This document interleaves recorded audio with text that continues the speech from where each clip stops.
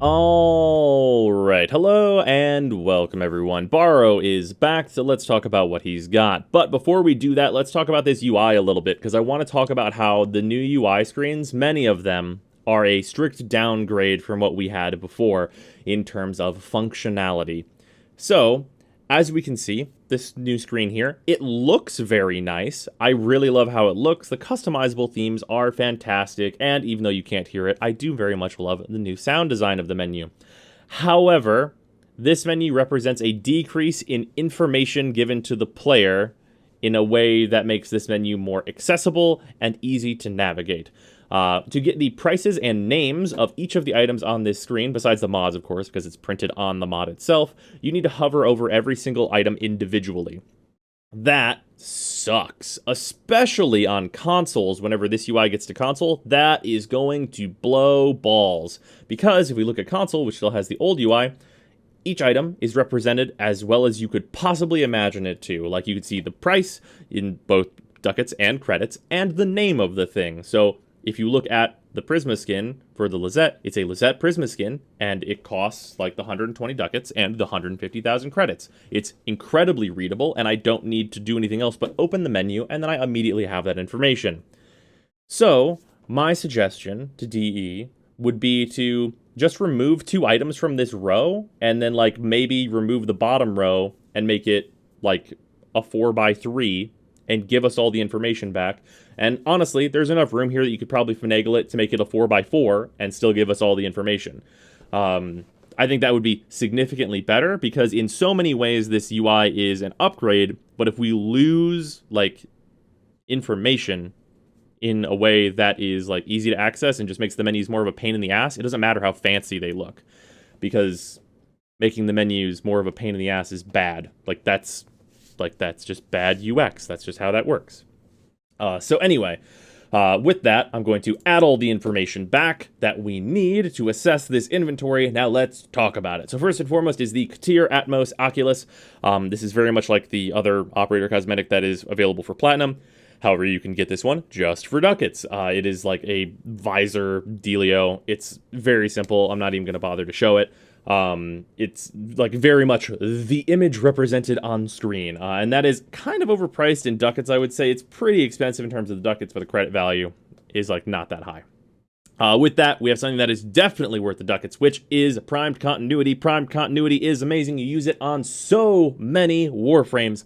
There is no reason not to pick this mod up. This is definitely the like focus point of this inventory. If you do not have Prime Continuity, please pick it up, because if you don't have it now, you will regret not picking it up when Baro leaves, because sometimes he doesn't show back up with it for a little while, and you're going to want that.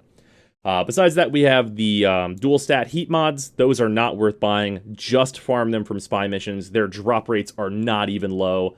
Just get my advice to anyone whose response to what I just said is, but I suck at spy missions, is get better at spy missions. So like, just practice. You'll be fine. Don't way overpay on ducats for these mods. Like, come on, just go farm them. With that, we had the Prisma Gurkata. This, on the other hand, very worth getting. Prisma Gurkata is a very, very good crit primary rifle. Very good. It's definitely up there. It's like in the running for like being one of the best in the game. It's a really good weapon. I've said as much many, many times.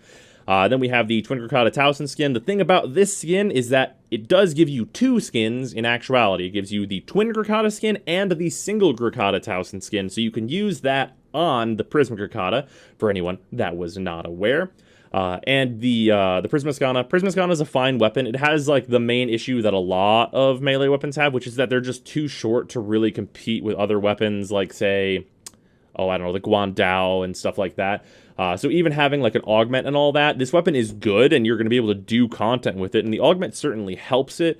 But it just doesn't have the range to compete, especially with like how all the Zaws are coming along with like the amount of range the Zaws have and all that kinds of business. And then we have various other cosmetics and things, and that's kind of the inventory today on PC. And then moving back on over to console, we have this inventory. So first and foremost, we have fucking Dragon Mod packs. They're terrible. Don't bother. Don't waste. Do not waste ducats or platinum, because you can buy them from the store. Don't waste that shit on this. These have nothing in them. They don't even have, they're like literally, The good mods in the game can't even come out of this. Like, there's like such a tiny, tiny list of a good thing that could happen. Do not, under any circumstances, buy a fucking dragon mod pack. They are worthless.